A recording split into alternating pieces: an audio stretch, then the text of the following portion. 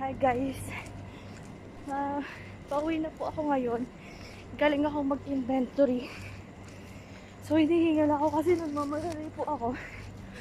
Ngayon, as you can see, wala talagang katao-tao. Kasi curfew na po. So nagmamadali po talaga ako kasi baka po mahuli ako. Kasi bawal nga po lumabas. Pero pag nag-comply ka, ayun, pwede na palang lumabas. So, kailangan lang natin check mabuti yung paligid natin kasi baka mamaya po may police ba. Mabilis pa naman yung mga police dito. Yan, wala po talaga tao-tao.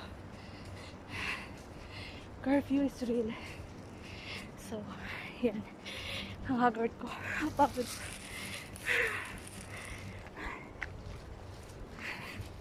Kinakabahan ako kasi baka pumahuli ako.